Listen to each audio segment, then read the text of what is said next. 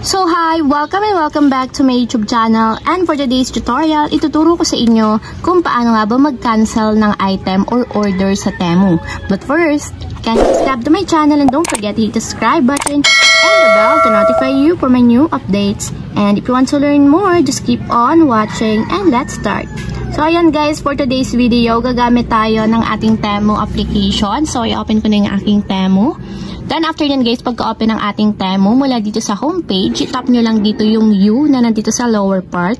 So automatic mapupunta tayo sa pinakang profile ng ating Temu. So dito sa profile ng ating Temu, kung meron kayong order, so automatic mapupunta siya dito sa your order. So tap lang natin or open lang natin yung your orders. Then after yan guys, kung meron kayong chinek out and gusto nyong i-cancel yung inyong order, automatic dito siya mapupunta sa all orders. So, nandito na yung processing, ship, and delivered. So, for example, ito yung gusto nyong item na i-cancel. Ang gagawin nyo lang is, bubuksan nyo lang siya, i-open nyo lang. And automatic yan guys, ganito yung lalabas. So, para ma-cancel, i-scroll up lang natin and hanapin nyo dito sa my item yung cancel items. So, tap lang natin yung cancel items para ma-cancel siya. And then after nyan, may magpo-pop up na option. So, ganito yung lalabas. So, para ma-continue yung cancellation, tap natin dito yung cancel the order.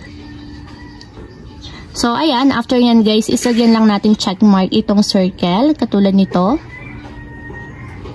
So, ayan. After nyan guys, is-tap lang natin yung next step. So, dito maglalagay lang tayo ng reason kung bakit natin ika-cancel yung order natin. So, for example guys is, ito na lang, order created by mistake. And kapag okay na, itap lang natin yung next step. And then after nyan guys, magpa-pop up ulit na option. So, confirm na natin dito yung cancellation. Sabi dito is, no refund will be issued as you haven't made a payment yet. No items will be shipped. So, ito din consequences kapag nag-cancel tayo ng order. So, wala daw ma-refund once na hindi pa tayo nagbabayad. So, wala daw tayong ma-receive na item. So, yun yung mangyayari kapag nag-cancel tayo ng order. So, tap na natin yung confirm cancellation.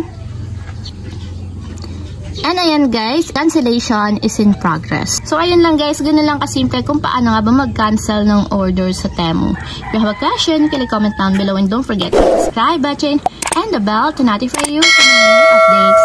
And thank you for watching. Living life every day, late at night, not okay.